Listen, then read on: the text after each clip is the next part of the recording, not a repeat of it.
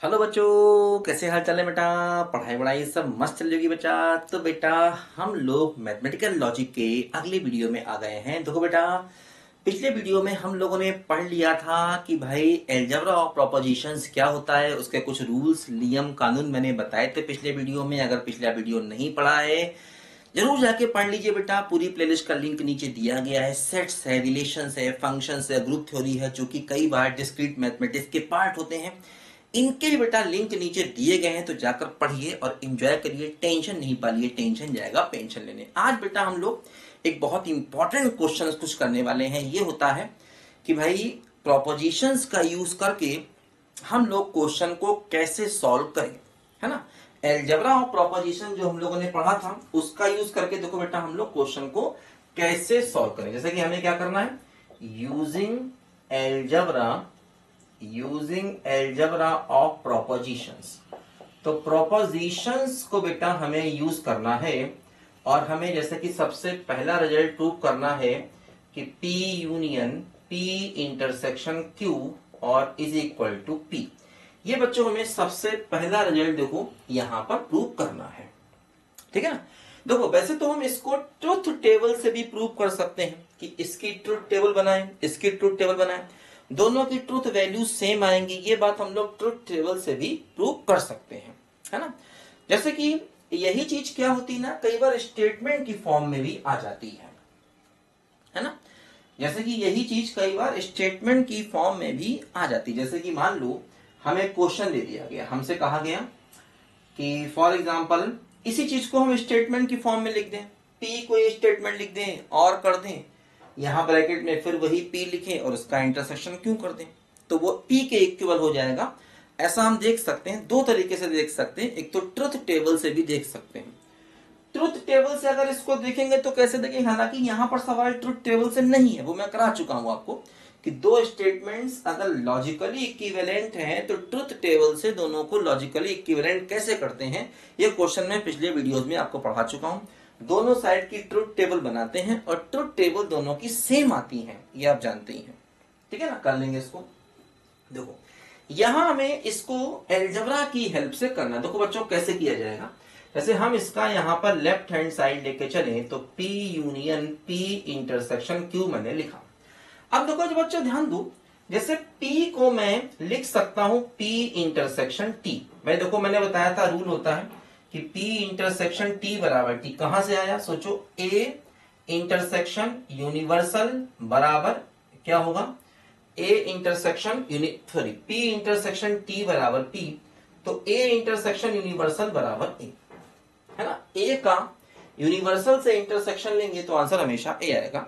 वैसे पी का टी से इंटरसेक्शन लेंगे तो आंसर हमेशा पी आएगा। तो वही चीज देखो यहां पर भी पी की जगह मैं लिख सकता हूं पी इंटरसेक्शन टी और यूनियन क्या हो गया बोलो, पी इंटरसेक्शन क्यू आ गया। ये तो अपनी जगह आ गया। अब देखो समझो क्या होगा बच्चों, हम इसमें लगाएंगे अपना डिस्ट्रीब्यूटिव लॉ। देखो डिस्ट्रीब्यूटिव लॉ को अगर आप समझें तो मैंने क्या बताया था, फॉर एग्जाम्पल कि जैसे मान लो मेरे पास यहां पर ऐसे करके है P इंटरसेक्शन Q है और यूनियन है मान लो P इंटरसेक्शन R ऐसे करके है। तो देखो इसको मैं लिख सकता हूं P intersection Q union R। उल्टा उल्टा डिस्ट्रीब्यूटिव लॉ है ये, आप समझो कि जैसे देखो यहां पर P इंटरसेक्शन इसको Q मान लिया और P इंटरसेक्शन R है, तो इसको मैं ऐसे लिख सकता हूं, ये मैंने बताया था। देखो उल्टा सोचो कि P intersection Q union R है, तो P इंटरसेक्शन Q और यूनियन P इंटरसेक्शन R। देखो वही चीज है, वही यहां करेंगे तो क्या हो जाएगा, ये हो जाएगा P इंटरसेक्शन Q, Q का मतलब T और यूनियन Q, ये हो गया अपना R, है ना। तो P intersection T union Q। अब देखो T यूनियन Q का मतलब क्या हो जाएगा, T हो जाएगा। भाई समझो जैसे T यूनियन P लिया जाए तो T हो जाएगा, क्योंकि क्योंकि यूनिवर्सल यूनियन A बराबर यूनिवर्सल होता है, वही चीज है। तो यहां पर देखो ये क्या बना, ये बन गया P इंटरसेक्शन और ये क्या बन गया, T बन गया। और P इंटरसेक्शन T करेंगे तो फिर से वापस क्या हो जाएगा, P हो जाएगा। देखो यही वाला रूल हमने वापस लगा दिया। तो इस तरीके से हम लेफ्ट हैंड साइड को लेकर चले और हम राइट हैंड साइड के देखो यहां पर इसके इक्वल आ गए। तो हमने अलजेब्रा का यूज करके देखो इस प्रोपोजिशन को यहां पर प्रूव कर दिया है ना, कि दोनों लॉजिकली इक्विवेलेंट है। लॉजिकली इक्विवेलेंट हम ट्रुथ टेबल से भी प्रूव कर सकते हैं, लेकिन यहां पर वो सवाल नहीं है। ट्रुथ टेबल से कैसे प्रूव करते हैं ये मैं पिछले वीडियोस में समझा चुका हूं। नहीं पढ़ा है, नीचे लिंक दिया गया है, जाकर पुराने सारे वीडियोस पढ़ लो, आ जाएंगी चीजें, टेंशन नहीं करना। देखो आगे बढ़ते हैं बच्चों। देखो ये पहला सवाल हमने किया। हाँ, एक और देखो यहीं पर सवाल करते हैं। ये रूल यहां लिखे रहने देते हैं कि जरूरत हमें पढ़ सकती है दोबारा फिर से।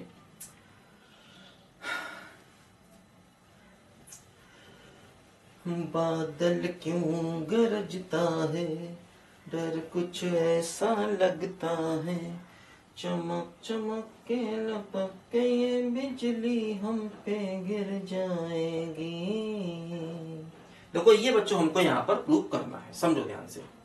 P intersection P union Q बराबर P के बराबर प्रूव करना है। देखो फिर हम यहाँ पर क्या करेंगे, लेफ्ट हैंड साइड को लेंगे, तो P intersection P union Q। देखो ऐसा करते हैं, सबसे पहले देखो यहां पर हम P को लिख लेंगे अपना P यूनियन F। देखो ऐसा होता है A यूनियन फाई बराबर क्या होता है A, तो वहीं से आया हुआ रिजल्ट मैंने बताया था पिछले वीडियो में। तो इस P की जगह मैं लिख लूंगा P यूनियन F, और क्या है इंटरसेक्शन और P यूनियन Q। देखो यहां पर P यूनियन F, देखो फिर वही डिस्ट्रीब्यूटिव लॉ।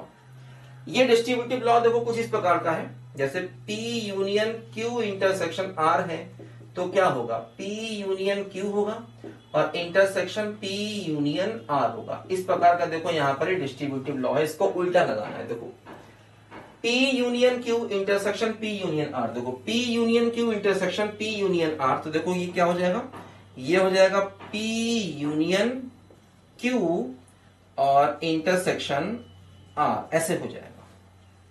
ठीक, अब देखो F intersection Q, F intersection देखो F इंटरसेक्शन Q चाहिए, तो ऐसे सोचो कि फाई इंटरसेक्शन A क्या होगा, फाई होगा, तो इसलिए F इंटरसेक्शन Q क्या होगा, F होगा। तो F इंटरसेक्शन Q क्या होगा, F होगा, तो P union F, P union F फिर से क्या हो जाएगा, P हो जाएगा। देखो इस तरीके से हमने यहाँ पर इस रिजल्ट को भी प्रूव कर दिया। तो थोड़ा दिमाग बेटा लगाना पड़ता है, 2-4 सवाल करेंगे तो हमको थोड़ा सा हैबिट में आएगा आखिर ये कैसे प्रूव करे जाएंगे। अभी मैं आपको क्वेश्चन कराऊंगा, टेंशन नहीं पालना, और भी कई सारे क्वेश्चन कराऊंगा, कराता रहूंगा, टेंशन नहीं पालना। आप तो जानते ही मैं टॉपिक के मैक्सिमम क्वेश्चन करा देता हूं बच्चों को, इसके अलावा कुछ कहीं पढ़ने लिखने की जरूरत पड़ती नहीं। अगर आपने सारे वीडियोस देख लिए तो आपका सब कुछ कवर अप हो जाएगा, टेंशन नहीं पालना, टेंशन जाएगा पेंशन में। ठीक है बच्चों, चलिए आगे बढ़ते हैं। मेरे नैना सावन भादो, फिर भी मेरा मन प्यासा, फिर भी मेरा मन प्यासा, ऐ दिल दीवाने, खेल है क्या जाने, दर्द भरा ये गीत कहाँ से इन ओठों पे आए, दूर कहीं ले जाए, भूल गया कुछ भूल के भी है मुझको याद। देखो बच्चों ये दोनों लॉजिकली इक्विवेलेंट होंगे। इसको प्रोपोजिशंस का जो अलजेब्रा है, अलजेब्रा और प्रोपोजिशन की हेल्प से हमको प्रूव करना है कि ये दोनों स्टेटमेंट लॉजिकली इक्विवेलेंट होंगे। ठीक है, थोड़ा दिमाग लगाना पड़ता है बच्चों, ये सवाल इतने इजी नहीं होते हैं, लेकिन 2-4 सवाल करोगे तो हैबिट में आएगा कि मतलब कैसे आगे बढ़ा जाए। कोई ऐसा निश्चित नियम कानून तो नहीं है कि ऐसा होगा तो ऐसा करो, थोड़ा सा कोशिश करोगे तो ये चीज हैबिट में आएंगी, सवाल को आखिर कैसे करेंगे। देखो समझो ध्यान से, देखो क्या होगा, हम लोग लेफ्ट हैंड साइड को लेकर चलते हैं। लेफ्ट हैंड साइड क्या है, P डबल इंप्लाई Q है। देखो मैंने बताया था P डबल इंप्लाई Q को हम लिख सकते हैं P इंप्लाई Q और इंटरसेक्शन Q इंप्लाई P। देखो इंप्लाई को देखो सिंगल इंप्लाई लिखो या ऐसे करके लिखो, बात बराबर है, दोनों सेम चीजें हैं, है ना। एरो जो है एक बनाओ या ऐसे करके बनाओ, दोनों बात बराबर, दोनों सेम है, टेंशन नहीं पाना, ठीक है ना। अच्छा अब देखो क्या होगा बच्चों, यहां पर P इंप्लाई Q को मैंने बताया था, P imply Q is equivalent to minus P union Q, दोनों बराबर होते हैं, ये बात मैंने समझाई थी ट्रुथ टेबल से, मैंने बताया था, इस रूल को याद रखो कि P इंप्लाई Q जो है ये माइनस P यूनियन Q के बराबर होता है, इसको हमने ट्रुथ टेबल से प्रूव भी किया था, वैसे इसको याद रखो, ये इंपॉर्टेंट रिजल्ट है अपने आप में, ठीक है। P imply Q always equal to minus P union Q, तो देखो यहां पर क्या हो गया, ये हो गया माइनस P यूनियन Q, और इंटरसेक्शन क्या हो गया, माइनस Q यूनियन P, इसको ऐसे लिख सकते हैं, बात वही है, इसको ये लिखा तो इसको ऐसे लिख सकते हैं, समझो। देखो अब यहां पर क्या करोगे, जैसे ऐसे समझो यहां पर कि ये हो गया अपना distributive law, A intersection B union C, तो क्या होगा, ये होगा A इंटरसेक्शन B और यूनियन A इंटरसेक्शन C, समझो। देखो ये A intersection B union C, बिल्कुल वही, तो क्या होगा, देखो A है ना intersection B, A intersection B, ठीक है, और क्या हो गया, यूनियन A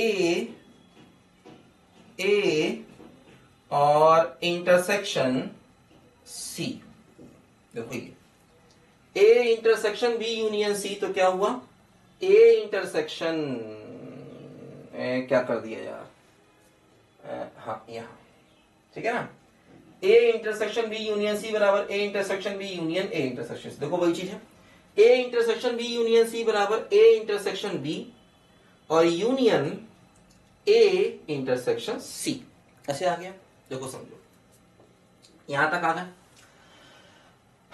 अच्छा अब देखो यहां तक आने के बाद फिर इसमें यही लगाओ distributive law, A intersection B union C, तो क्या होगा, A इंटरसेक्शन B और यूनियन A इंटरसेक्शन C, फिर देखो यहां पर A intersection B union C, तो A इंटरसेक्शन B और यूनियन A इंटरसेक्शन C, देखो समझो।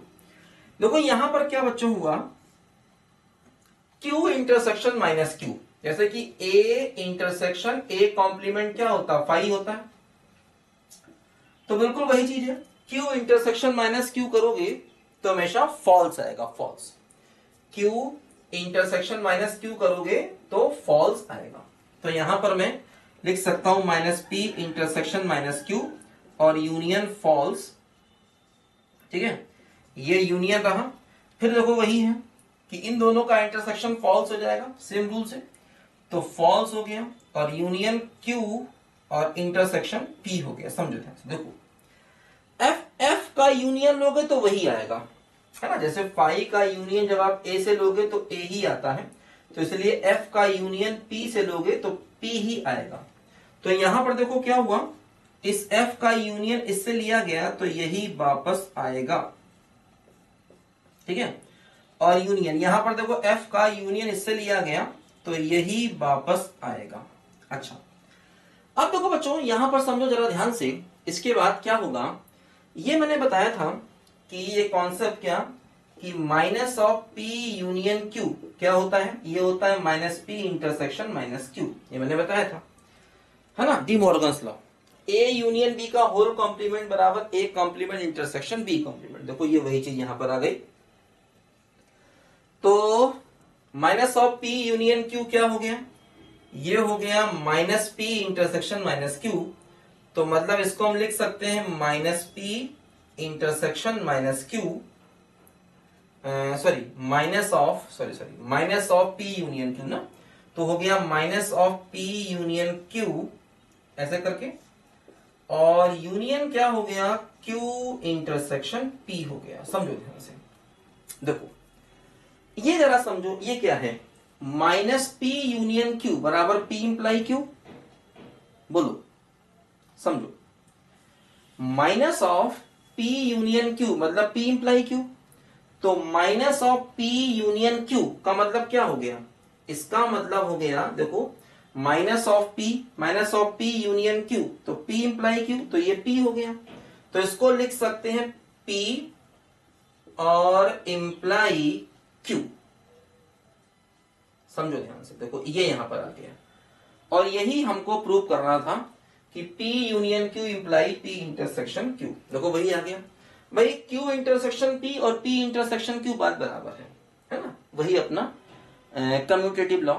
Q इंटरसेक्शन P और P इंटरसेक्शन Q बात बराबर है। तो देखो यहां पर समझो, minus of P union Q, तो minus of P union Q क्या था, ये था P इंप्लाई Q, तो ये हो गया P इंप्लाई Q। और यही देखो हमको यहां पर लाना था कि भाई P union Q imply P intersection Q। तो ये बच्चों हम लोगों ने यहां पर कुछ अच्छे क्वेश्चंस किए हैं और इसमें हम लोगों ने जो लॉज ऑफ प्रोपोजिशंस हैं, अलजेब्रा प्रोपोजिशंस है, इनका यूज किया है। अभी हम लोग और भी क्वेश्चन करेंगे, आपकी प्रैक्टिस अच्छे से करवा कर मानूंगा, टेंशन नहीं पालना, वीडियो आते रहेंगे, परेशान नहीं होना। तो इसलिए बता रहा हूं कि इस तरीके से हमारी क्वेश्चन की थोड़ी सी हैबिट पड़ेगी। हालांकि थोड़ा सा इजी नहीं होता है, ये टफ है, इसमें समझ नहीं आता कैसे शुरू करें, कहाँ खत्म करें। तो जब कुछ सवाल करोगे तो ये चीजें प्रैक्टिस में आएंगी, धीरे धीरे करके आएंगी, है ना। सवाल करो, तुम्हारी बुक तुम्हारे पास कोई हो, उस बुक में कुछ क्वेश्चन दिए हों उनको करो, कुछ शॉर्ट एग्जांपल दिए हों उनको करने की कोशिश करो। किताब तुम्हारे पास कोई ना कोई होगी, बाकी किताबें तो मार्केट में बहुत सी हैं। अब मेरे पास बेटा कोई स्पेशल किताब नहीं होती, मैं तो हर टॉपिक की बहुत बहुत किताबें रखता हूँ, किसी एक किताब से नहीं पढ़ाता हूँ। तो वो सब तुम चक्कर में ना पढ़ो, तुम कोई 20 किताबें तो खरीद नहीं सकते। बहुत से बच्चे कहते सर कि जिस किताब से आप पढ़ा रहे हो ना वही किताब ही बता दो ना सर, क्यों पढ़ाते क्यों। मैंने कहा रे यार, किताबें मार्केट में इतनी है तुम उनसे नहीं समझ पाओगे ना, ये पहले बेसिक कॉन्सेप्ट समझो। मैं बेटा किसी ने किताब को मतलब रेफर नहीं करता हूँ बच्चों को, मैंने किसी भी टॉपिक में कोई किताब बच्चों को नहीं बताई, आज तक नहीं बताई कि इससे पढ़ लो, है ना। जो किताब आपके यूनिवर्सिटी के टीचर बताते हो, जो किताब आपके कॉलेज में बताई जाती है, उस किताब को ले लीजिए, क्योंकि उससे क्वेश्चन आने के चांसेस ज्यादा हैं। पुराने अपने एग्जाम जो आपके हो रहे हैं, जो भी आप एग्जाम दे रहे हैं, आप BCA में हैं, BSc में हैं, आप इंजीनियरिंग में, जहां भी आप हैं, तो उनके पुराने पेपर्स आप ले लीजिए। पुराने पेपर्स में देखिए कैसे कैसे क्वेश्चन आ रहे हैं। पुराने पेपर्स करना बहुत जरूरी होता है, जिस भी आप एग्जाम में हैं। आप कोई कंपटीशन दे रहे हैं तो वहां उसके ही पुराने पेपर देखिए, ठीक है ना। और जो भी बुक आपके कॉलेज में बताई जा रही है उसको पढ़ लीजिए। और अगर आप कंपटीशन की प्रिपरेशन कर रहे हैं तो खैर बुक की कोई लिमिटेशन नहीं, कोई भी किताब मार्केट से उठा लाइए जो सस्ती मद्दी हो, लोकल राइटर की हो, ठीक है बच्चों। चलिए बच्चों, हम लोग इस वीडियो में इतना पढ़ते हैं, आगे फिर हम लोग कुछ और अच्छे क्वेश्चन देखेंगे। तब तक के लिए बच्चों बाय बाय।